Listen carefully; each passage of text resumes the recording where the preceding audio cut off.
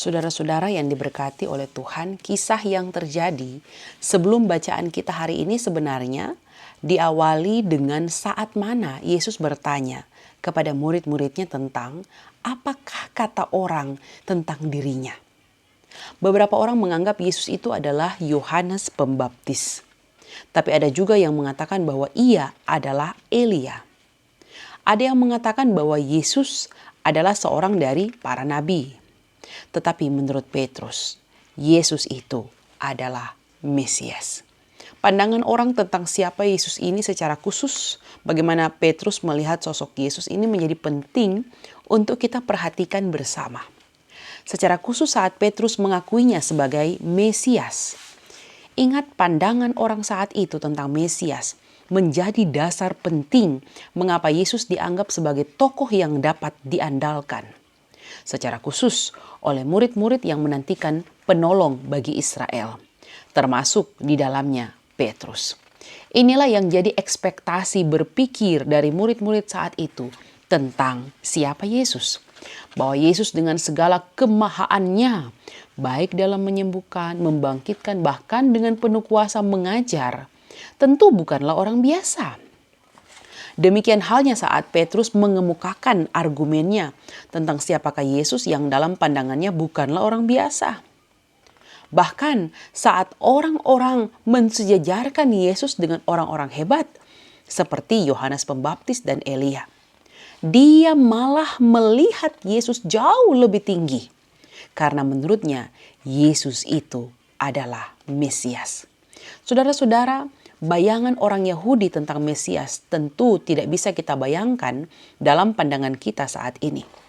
Ingat bahwa orang Yahudi yang sebelumnya disebut Yehuda sebenarnya punya pengharapan besar atas kemerdekaan dari penindasan bangsa-bangsa lain. Bebas dari perang, kaya dan kuat sebagai sebuah bangsa. Maka pengharapan akan datangnya Mesias yang diizinkan oleh Allah untuk menyatukan, melepaskan dari bangsa-bangsa asing yang menekan, dari kemiskinan dan keterpurukan dalam hidup, menjadi pengharapan besar mereka. Dan bayangan Mesias yang akan memimpin Israel sebagai bangsa untuk membebaskan dan memerdekakan mereka tentu menjadi kekuatan besar. Terlebih saat Petrus menaruh percayanya bahwa sebagai bangsa, kini tentu pengharapan itu sudah digenapi dalam Yesus. Maka kekuatan itulah yang dimaknai oleh seorang Petrus terhadap sosok Yesus yang baginya tentu juga bagi Yehuda akan menolong mereka. Tapi tidak menurut Yesus. Mengapa tidak? Karena dalam pandangan Yesus lewat pengajarannya kepada mereka waktu itu, seorang anak manusia justru akan mengalami banyak penderitaan. Akan ditolak oleh tua-tua, imam-imam kepala dan ahli-ahli Taurat. Dibunuh dan bangkit sesudah 3 hari. Jadi kekuatan seorang Mesias yang coba dibayangkan Petrus tetapi juga kaum Yahudi waktu itu tidak sama dengan Mesias dalam ukuran Yesus. Markus berkata bahwa Yesus berterus terang mengatakan ini. Sebab apa? Sebab untuk apa berpura-pura diri sebagai Mesias yang kekuatannya adalah menghabisi bangsa-bangsa lain, memerangi dan menghukum bangsa-bangsa lain. Karena kenyataannya, kedatangannya tidak untuk itu. Dan kalau Petrus berpikir bahwa letak kekuatan Yesus adalah berperang dan membawa kemerdekaan atas Yahudi, membawa pembebasan atas Yahudi dari Roma, dan dari keterpurukan sebagai bangsa saat itu, maka kekuatan yang dimaksud Yesus justru berseberangan. Maka dikatakan, Petrus menarik Yesus ke samping dan menegur dia. Mengapa Petrus menegur? Karena Petrus tidak mengharapkan bahwa anak manusia yaitu Yesus akan menanggung penderitaan. Karena bayangan Petrus adalah anak manusia akan berkemenangan. Petrus tidak mengharapkan bahwa anak manusia akan ditolak. Karena bayangan Petrus ialah bahwa anak manusia akan diterima dan dipuja-puja. Petrus tidak mengharapkan bahwa anak manusia akan dibunuh. Sebab bayangan Petrus ialah anak manusia akan terus hidup, bahkan menghidupkan mereka sebagai bangsa. Petrus menganggap kekuatan Yesus sebagai Sang Mesias yang mampu menyembuhkan, membangkitkan, dan sangat berkuasa itu akan memberikan kemenangan bagi mereka. Tapi ternyata Petrus salah. Petrus menegur Yesus karena tidak mau kekuatan yang dimiliki Yesus dalam menyembuhkan, memberi makan banyak orang, dan bahkan membangkitkan orang mati disia-siakan Yesus.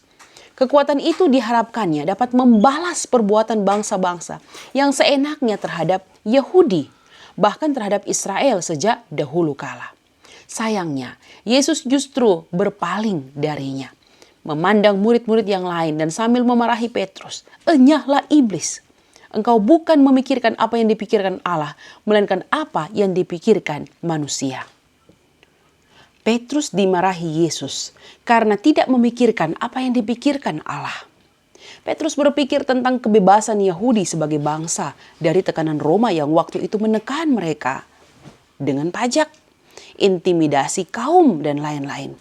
Karena sebagai bangsa yang dijajah, mereka tidak diberi hak apa-apa sebagai Yahudi, kecuali mereka bisa membeli kewarganegaraan Roma yang harganya sangat mahal saat itu, sama seperti Paulus membelinya. Petrus berpikir bahwa kekuatan mereka adalah melawan, memerangi, memberontak terhadap orang-orang yang menjajah bangsa dan menganiaya Israel sejak Perjanjian Lama sampai Perjanjian Baru. Tetapi Petrus salah. Ia justru dimarahi Yesus karena tak memikirkan apa yang dipikirkan Allah. Lalu sebenarnya apa yang sedang dipikirkan Allah yang tak sejalan dengan pikiran Petrus ini?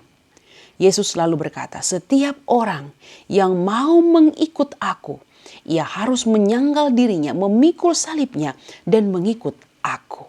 Jadi pikiran Allah tentang kehadiran Mesias sebagai penyelamat adalah bagaimana membuat mereka bukan untuk bisa memerangi orang lain, tapi justru memerangi diri sendiri. Inilah yang disebut kekuatan berdasarkan pikiran Allah. Apa itu? Sangkal diri, pikul salib. Mengapa Yesus sampai berkata demikian? Karena dalam pandangan Yahudi waktu itu, tetapi juga pasti dalam pikiran Petrus, dengan mengikuti Yesus yang memiliki segala kuasa itu, mereka pasti akan mampu mempertahankan nyawanya dari perang terhadap bangsa lain. Nyatanya Yesus justru bilang, siapa yang mau mempertahankan nyawanya, ia akan kehilangan nyawanya. Tetapi siapa yang kehilangan nyawanya karena Injil, ia akan menyelamatkan nyawanya. Sungguh berbeda bukan pikiran Yesus dan pikiran Petrus. Mungkin Yesus memang tahu apa yang dipikirkan Petrus waktu itu. Tentang bagaimana mereka yaitu kaum Yahudi bisa mempertahankan nyawanya dari pemerintahan yang korup dan otoriter seperti Roma. Tetapi ajaran Yesus sungguh berbeda dari pikiran mereka. Maka Yesus memberi pandangan bagi mereka waktu itu bahwa tidak ada gunanya kalau seseorang memperoleh seluruh dunia tetapi ia kehilangan nyawanya.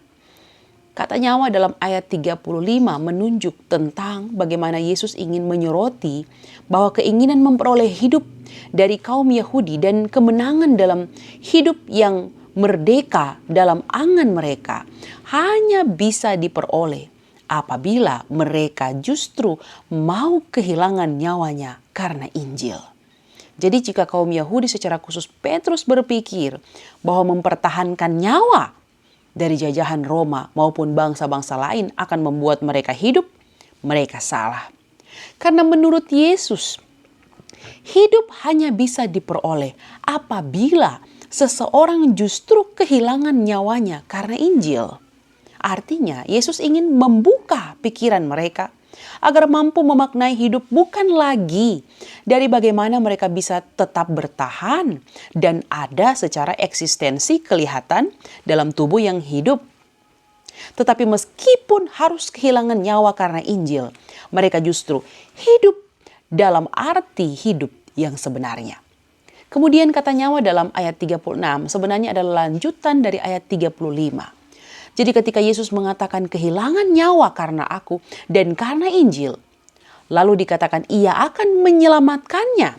Ayat 36 menjawab, itulah nyawa yang lebih berguna dibanding dengan memperoleh seluruh dunia. Jadi jika karena Injil orang kehilangan nyawanya secara jasmani, maka ia justru berbahagia karena memperoleh nyawanya secara rohani. Maka apalah gunanya memperoleh seluruh dunia kalau pada akhirnya kehilangan nyawa secara rohani.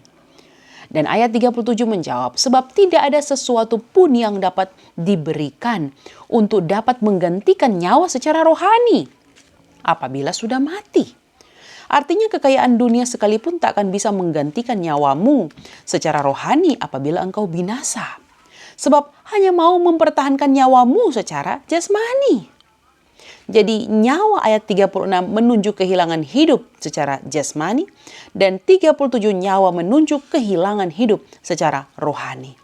Maka barang siapa malu pada Yesus yang Mesias tapi nyali kacili karena ternyata bukan Mesias, seorang hero pahlawan yang diharapkan untuk memerangi bangsa-bangsa lain. Barang siapa malu karena harus mengakui bahwa Yesus ternyata bukan Mesias seperti yang diharapkan saat itu. Ia akan mampu membawa kemenangan dan kemerdekaan kepada bangsa Yahudi di tengah-tengah angkatan yang tidak setia dan berdosa ini. Maka anak manusia pun akan malu karena orang itu apabila ia datang kelak dalam kemuliaan Bapa diiringi malaikat-malaikat kudus. Yesus memberi pesan bagi Petrus dan murid-murid yang lain, juga kepada orang banyak saat itu, bahwa jika mereka pada akhirnya malu mengakui keberadaan Sang Kristus, yaitu Yesus yang ternyata membawa ajaran tentang kelemahan, kekalahan dalam substansi penyangkalan diri dan pikul salib, dan bukan pada penggagahan diri dan kesenangan diri tanpa salib, maka anak manusia pun akan malu mengakui dia di hadapan Bapa dan malaikat-malaikatnya. Ini sindiran, tetapi juga kecaman bagi Petrus, bagi murid-murid, bagi orang-orang saat itu.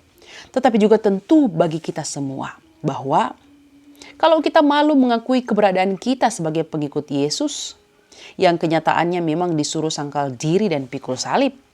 Padahal maunya kita adalah akui diri dan buang salib, buang penderitaan. Maka saat anak manusia datang kembali, dia pun akan malu mengakui kita di hadapan Bapa maupun malaikat-malaikatnya. Kata anak manusia sebenarnya adalah penekanan dari Yesus tentang keberadaan dirinya sebagai yang benar-benar manusia dan bukan manusia jadi-jadian. Seseorang yang benar-benar diperanakkan dari seorang manusia dan bukan dewa yang turun dari langit. Dan karena merupakan penggenapan bahwa dari rahim seorang anak daralah, anak gadis, anak perawan, anak manusialah.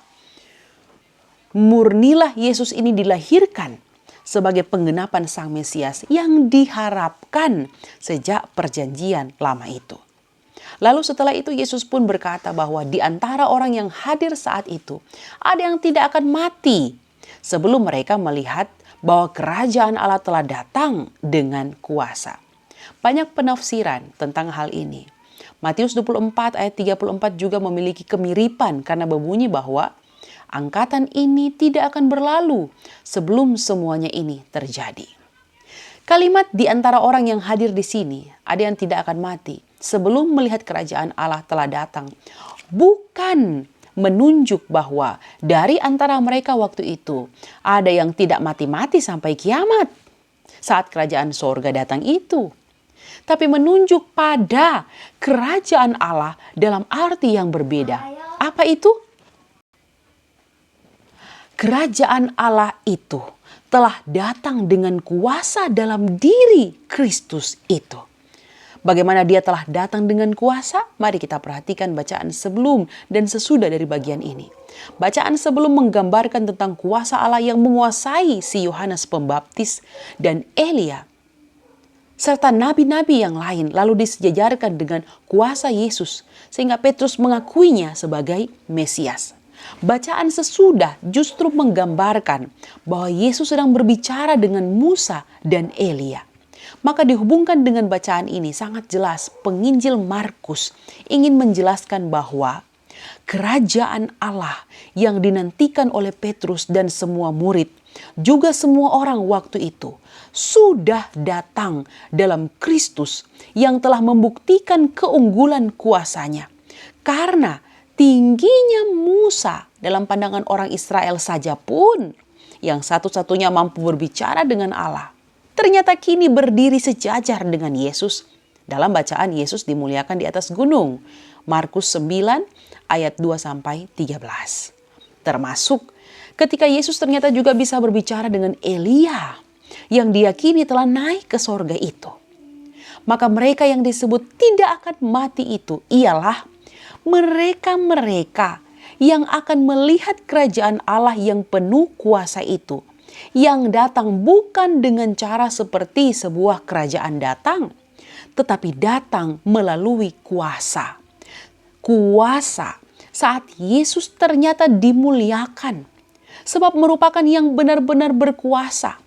Sebab Musa dan Elia saja berbicara dengan dia. Sejajar karena penyataan kuasa Allah itu memang benar-benar dimiliki oleh Yesus yang mampu melakukan begitu banyak mujizat, tanda-tanda heran, dan pengajaran-pengajaran yang penuh hikmat. Jadi sebelum mereka mati, kemuliaan Allah itu lewat kuasanya akan mereka lihat. Sebab kalau saja kuasanya itu tidak dilihat oleh karena mereka yang hadir saat itu, khususnya mereka yang memang pernah bertemu dan melihat secara langsung kuasa Sang Kristus itu, mana mungkin Injil bisa masuk ke tanah Minahasa? Mana mungkin Injil bisa disebarkan ke seluruh dunia? Maka orang-orang yang hadir saat itu, ada yang memang dipakai oleh Allah untuk mampu melihat kerajaan Allah itu yang datangnya dalam kuasa Sang Kristus itu. Sebelum secara badani mereka mati. Kata dalam kuasa Sang Yesus itu seperti apa? Ingat Elia? Ingat Musa? Mereka berdua adalah orang-orang penting dalam hidup orang Israel pada mulanya. Maka jika Yesus bisa berjumpa dengan orang-orang penting seperti Musa dan Elia, maka betul-betullah Yesus itu berasal dari Allah. Jadi salah satu tanda kerajaan Allah telah datang dalam kuasa ialah penampakan Yesus yang bisa berbicara dengan Musa dan Elia. Tanda-tanda kerajaan Allah lainnya ialah kemampuan Yesus dalam hal menyembuhkan penyakit, mengusir setan, yang tidak pernah sekalipun dijumpai pada orang lain. Jadi kerajaan Allah yang telah datang dalam Yesus itu akan dilihat oleh mereka waktu itu, dan memang sudah dilihat mereka sebelum mereka mati. Maka inilah inti bacaan kita. Kerajaan Allah itu sudah datang dalam kuasa Sang Mesias yang mampu melakukan banyak hal spektakuler seperti bicara dengan Elia dan Musa, berkuasa menyembuhkan, membangkitkan, dan mengajar. Tetapi dalam keadaan spektakuler sekalipun, dia tidak membanggakan, dia tidak meninggikan, mengagungkan kemesiasannya itu. Tetapi justru membawa pengajaran yang jauh berbeda dari ekspektasi berpikir mereka tentang Mesias itu. Pengajaran apa itu? Pengajaran agar para murid, tetapi juga kita semua, belajar bahwa kemenangan hanya bisa dimiliki dengan kekalahan.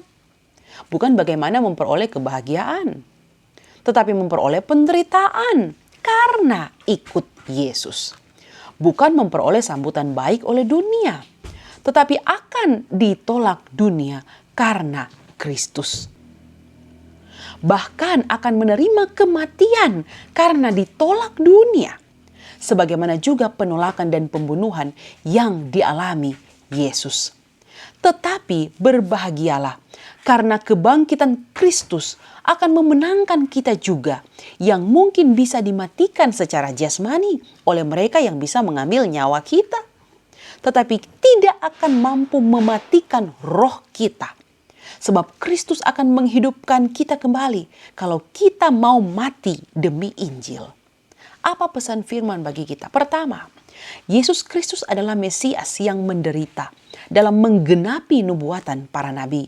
Ditolak, dibunuh, tetapi akan bangkit pada hari ketiga. Maka orang Kristen diharapkan untuk tidak menjadikan hidup nyaman sebagai tujuan utama. Namun justru harus ada kesediaan dan semangat untuk terus melakukan kebenaran sekalipun terkadang kita akan menerima penderitaan dan penolakan olehnya. Contoh sederhana, Saat saudara tegur sesamamu yang sedang melakukan sebuah kesalahan yang cukup fatal, ya bisa jadi engkau akan ditolak. Engkau bisa dimusuhi dan bahkan ditolak kehadiranmu. Tapi bukan juga berarti bahwa semua dalam diri orang lain perlu kita perbaiki. Karena tentu manusia siapa yang sudah betul 100%. Tetapi paling tidak, kita diberi bijaksana untuk berani mengambil resiko dengan menerima penderitaan, penolakan, bahkan dibunuh. Bukan lagi sebagai sebuah kerugian, tetapi sebuah keuntungan. Karena bisa sedikit merasakan penderitaan Kristus.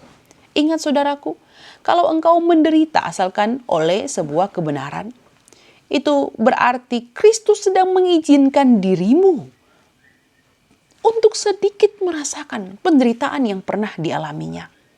Dan bagi saya, itu adalah sebuah kehormatan. Kehormatan kalau engkau menderita karena kebenaran. Kau luruskan jalan bengkok dalam hidup seseorang, lalu kau ditolak, kau difitnah, kau dilapor ke polisi, kau terhukum. Bahkan pun mungkin jikalau engkau harus mati karena membela Injil Kristus. Itu sebuah kehormatan yang Allah beri. Karena engkau diizinkannya, turut merasakan bagaimana penolakan yang juga pernah dialaminya. Asalkan ingat pula, jangan sampai engkau ditolak karena hidupmu kacau, citra hidupmu rusak, maka pantas saja orang menolakmu. Pesan kedua, mari belajar untuk berkata terus terang. Kristus berterus terang atas kemesiasannya yang tak sama seperti kemesiasan yang dipikirkan oleh Petrus dan juga para murid. Bicaralah tentang apa adanya dirimu. Jangan melebih-lebihkan soal kehebatanmu, keunggulanmu, kelebihanmu. Sebab orang selalu bisa menilai kadar dirimu dalam pandangan mereka. Ketiga, marilah kita belajar berpikir seperti Allah berpikir. Tapi bagaimana bisa? Kita kan manusia, ada caranya. Engkau akan tahu bagaimana Tuhan berpikir. Caranya cuma satu. Cari tahu apa maunya Tuhan di maumu. Dengan belajar menyerahkan maumu di bawah maunya Tuhan. Berpikirlah seperti Allah berpikir. Petrus memikirkan kegagahan sebuah bangsa dalam memerangi bangsa lain. Petrus memikirkan kuasa dalam sebuah kekuatan. Yesus justru memikirkan kekuatan bukan dalam kuasa perlawanan, tapi dalam penyangkalan diri dan pikul salib. Mari kita belajar seperti Allah berpikir. Kalau kekuatan yang kita unggulkan adalah bagaimana kita bisa mengalahkan orang lain, menghancurkan dan menggagalkan sesama, maka saat ini marilah kita berpikir bagaimana untuk bisa mengalahkan diri sendiri, menghancurkan ego dan keakuan diri, dan menggagalkan niat-niat jahat yang timbul dalam hati terhadap orang lain. Itu yang disebut Yesus dengan penyangkalan diri. Sangkal dirimu. Sangkal dirimu bisa berarti begini. Sebenarnya engkau punya kekuatan untuk mempertontonkan, mengunggulkan, menyombongkan, mengagungkan diri. Agar orang tahu tentang siapa kamu. Agar levelmu naik karena kamu menaikkannya. Tapi karena kamu mau belajar sangkal dirimu, kamu tidak melakukannya. Dan itu tidak enak. Sangkal diri juga bisa berarti begini. Sebenarnya kamu punya kuasa, punya otoritas, punya wewenang dan kekuatan untuk mengalahkan seseorang. Untuk menghancurkan hidup seseorang. Apalagi orang yang pernah jahat padamu. Tapi karena kamu mau belajar sangkal dirimu. Kamu memadamkan semuanya itu. Kelihatannya sih kamu kalah. Tapi sebenarnya kamu menang. Minimal kamu menang dalam mengalahkan dirimu sendiri. Sangkal diri juga bisa berarti begini. Sebenarnya kamu punya peluang atas untung yang tidak benar. Tetapi karena kamu menyangkali dirimu, peluang atas untung itu tidak kamu ambil. Sebenarnya kamu rugi. Tetapi karena kamu sudah di dalam Kristus, segala sesuatu yang kamu anggap rugi kini menjadi keuntungan. Sangkal diri bisa berarti juga begini, bagi jemaat, bagi para pelayan khusus, bagi siapapun dirimu. Sebenarnya setiap kesuksesan dirimu harusnya akan jadi ukuran hebatnya kamu, bukan? Setiap kebaikan dirimu harusnya jadi ukuran kelebihan dirimu, bukan? Rajinnya dirimu harusnya jadi percontohan, bukan?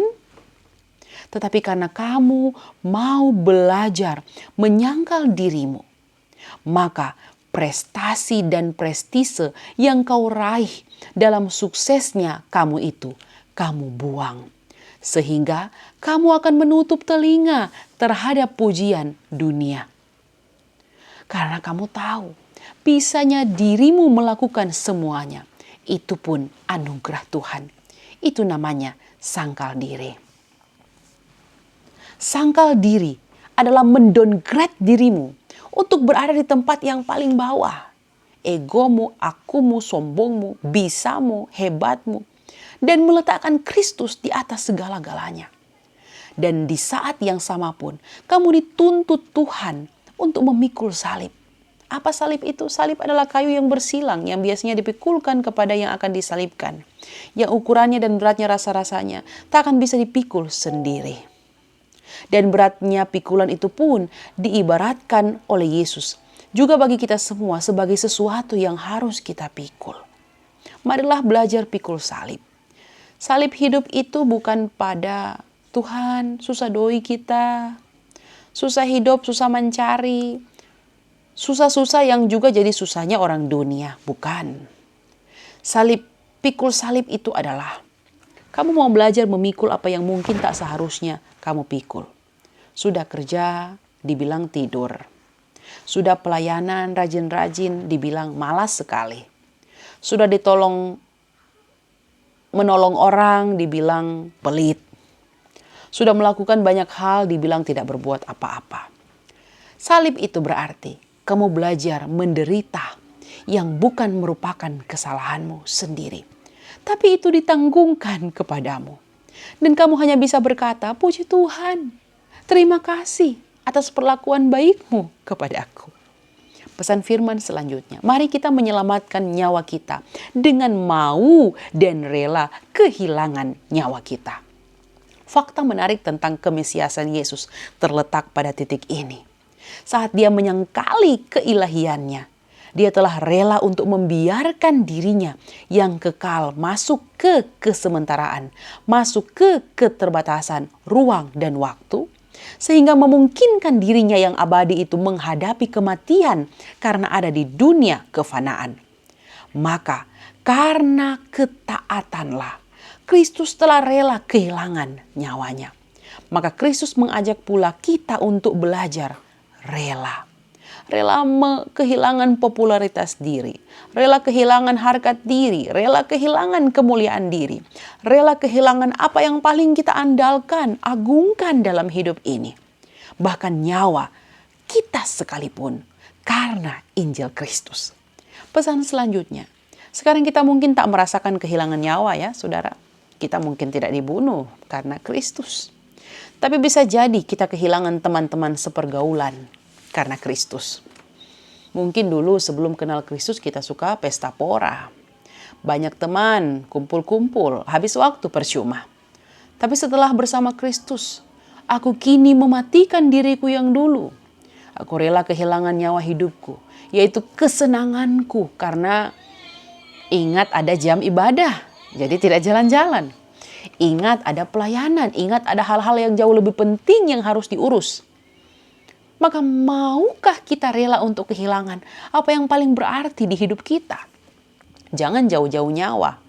Sekarang tanya dirimu, sudah relakah kau korbankan uangmu demi sesamamu? Sudah relakah kau korbankan makananmu demi memberi makan orang lain? Sudah relakah kau korbankan hatimu walau terluka, tersinggung, tersakiti? Sudah relakah?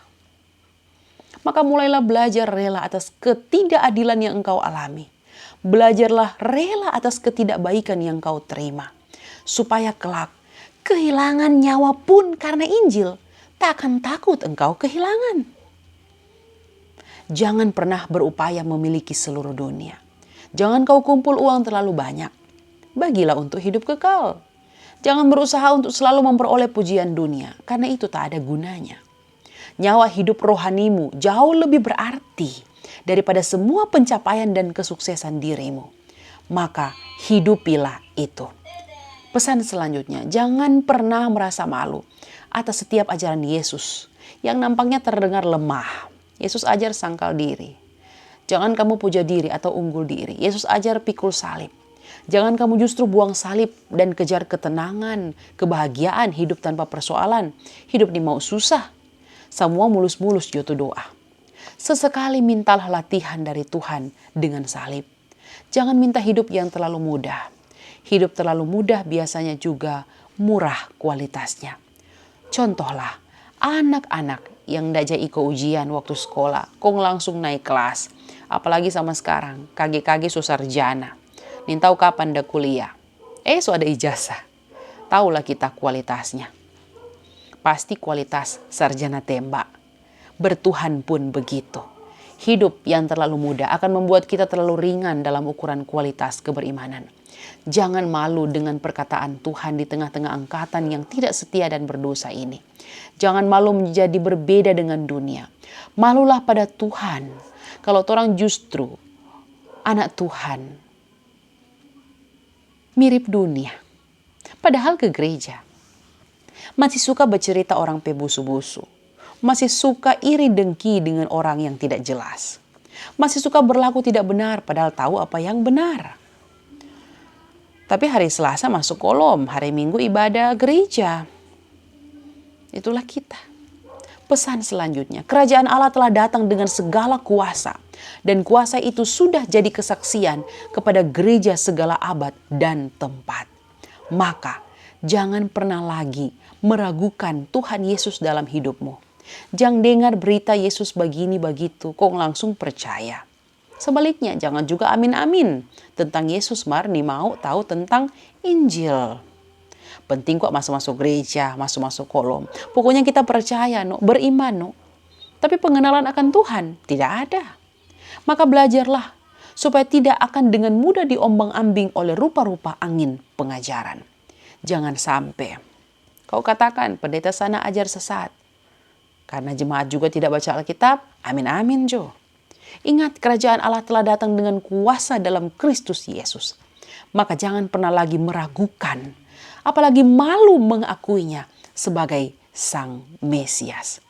Tuhan memberkati firman-Nya. Amin. Mari berdoa.